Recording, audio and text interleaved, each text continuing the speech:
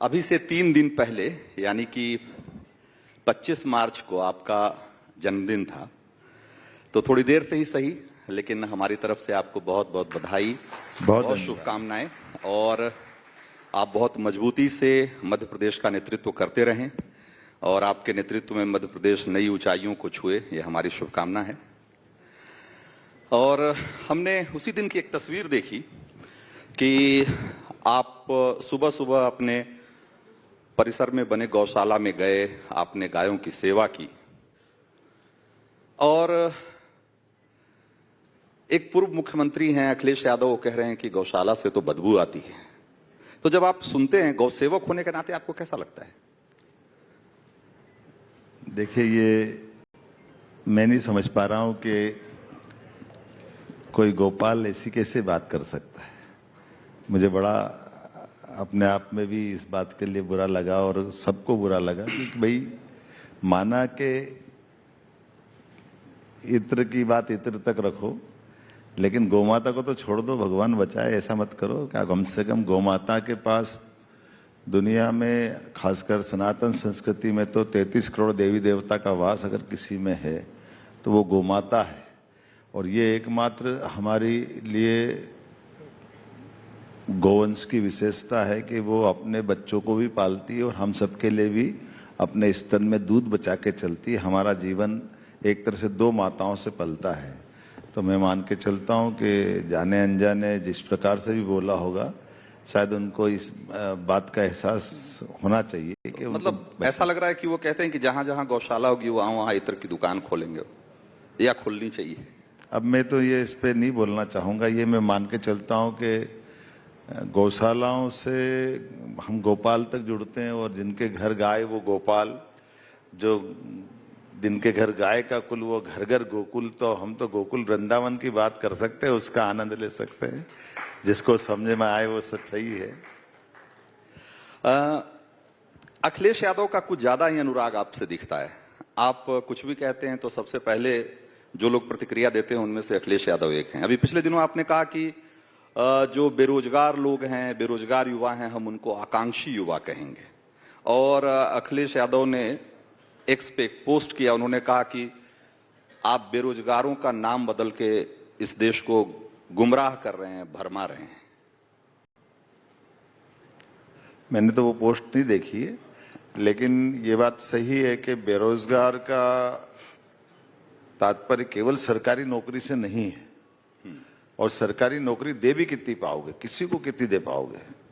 आपको जानकारी में है इस देश के अंदर सशस्त्र बल कितना है आपको मालूम? जी, आप प्रकाश डालें। मुझे बहुत कुछ पता है, लेकिन आप बताएं। नहीं, मैं वैसे ही बताता हूं कि अपने यहाँ सारी तरह से सारी सेना मिला लो, थल सेना, जल सेना, वायु सेना, ये सब मिला लें तो केवल 13.5 लाख है। कहाँ 145 करोड़ का देश और कहाँ हमारी सेना की संख्या भी। तो हम सरकारी नौकरियों का भी अनुपात अगर देख लें सब प्रकार से तो वो बहुत कम होता है। इसलिए बेरोजगारी को सबको नौकरी दे देंगे अगर कोई ये कहता तो बिल्कुल बेमानी बात कहता है। और हमारे देश में स्वावलंबन से रोजगार केवल सरकारी नौकरी के अलावा अपने अपने उद्यमशीलता तो आपने नाम दे दिया आकांक्षी युवा, तो उनकी आकांक्षा पूरी कैसे करेंगे? इसका क्या रोड मैप है आपके पास? मैं आपको बताता हूं ना। जैसे उदाहरण के लिए अभी हमने ग्लोबल इन्वेस्टर समिट की है, इसके माध्यम से 30 लाख करोड़ के निवेश के प्रस्ताव आए हैं। तो हम अपने यहाँ उसी प्रस्तावों में से 21 लाख युवाओं को रोजगार देने वाले हैं। अब ये हमारे लिए उद्यमशीलता के बलबूते पर। आप बताइए, हमारे यहाँ सब प्रकार के रोजगार के, जैसे कृषि आधारित राज्य से कृषि से रोजगार मिलता है, पशुपालन से रोजगार मिलता है, उसके हुनर अलग अलग प्रकार के हुनरों से रोजगार मिलता है। सब कुछ सरकारी सर्विस लो तो 1% से ऊपर किसी को सरकारी नौकरी नहीं है देश भर में।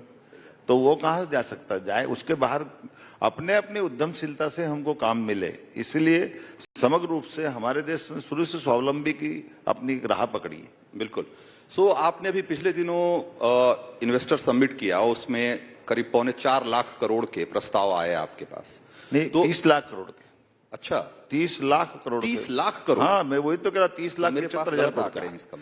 30 लाख 3.25 लाख के तो हमारी जो रीजनल इंडस्ट्री कॉन्क्लेव हुई अच्छा। संभाग संभाग हमने अपने प्रदेश के अंदर जो जबलपुर, ग्वालियर, उज्जैन, सागर, शहडोल, नर्मदापुरम ऐसे छोटे छोटे स्थान पर इन्वेस्टर समिट करके संभाग संभाग की विशेषताओं को लेके सामने गए।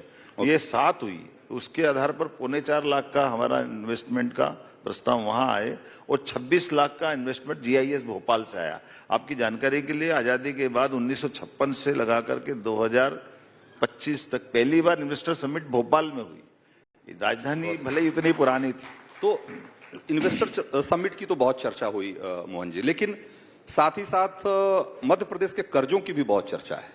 कहा जा रहा है कि जितना आपका बजट नहीं है उससे ज्यादा तो कर्जे हैं आपके पास। 4,30,000 करोड़ का आंकड़ा मैं देख रहा था, अगर मैं गलत हूं तो फिर से सही करें। आप 30,000 करोड़ का, मैं आपको एक जानकारी देता हूं कि मेरा अभी इस साल का बजट 4,21,000 करोड़ जी, का। मैं वही कह रहा हूं कि 4,21,000 करोड़ का 10% भी हमने मार्केट से, और वो भी पूंजीगत निवेश पे लगाया। 4,30,000 करोड़ का टोटल एक्यूमुलेटेड डेट है आपके। एक मिनट मैं अपने राज्य की जीडीपी बताऊं वो पूरी, वो 15 लाख करोड़ की, और इसके अलावा भी जो हमारी वार्षिक ग्रोथ रेट है वो 12% की जी। पूरे देश में सबसे तेज गति से प्रोग्रेस करने वाला राज्य मध्य प्रदेश है। ये हमें इस बात की पसंद। और प्रति व्यक्ति आय 2002-03 तक 11,000 रुपये प्रति व्यक्ति थी, आज 1,52,000 रुपये प्रति व्यक्ति है। ये हमारे राज्य का आंकड़ा है। 7 लाख हेक्टेयर में हमारे यहाँ सिंचाई होती थी 2002-03 तक, आज की स्थिति में 55 लाख हेक्टेयर है। हम इसको 1 करोड़ तक ले जाने वाले हैं।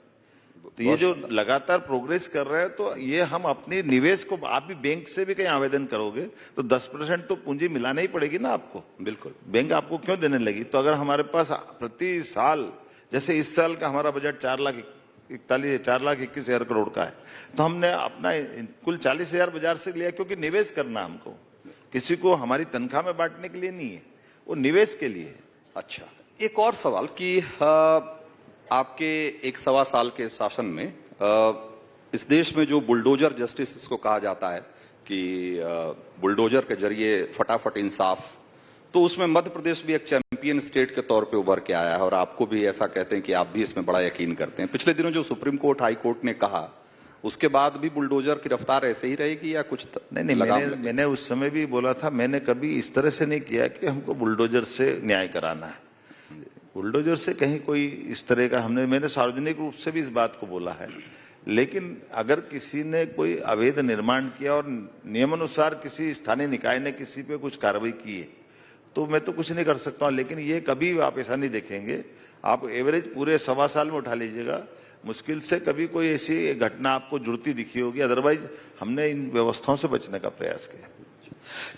पिछले दिनों मऊ में दंगे हुए, और उसके बाद फिर से रामनवमी, नवरात्रि करीब है, और ये कहा जा रहा है कि जैसा कि हमने देखा एक रिवाज सा बन गया है कि जब भी इस तरह के त्योहार आते हैं तो कहीं ना कहीं कुछ ऐसी अप्रिय घटना हो जाती है जो नहीं होनी चाहिए।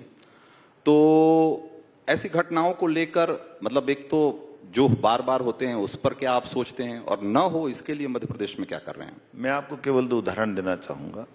हमारे सैन्य कर्मियों के साथ में महू के अंदर कोई घटना हुई, अभी 5 ही महीने पुरानी बात है, जिसमें उसका देश भर में माहौल बना था।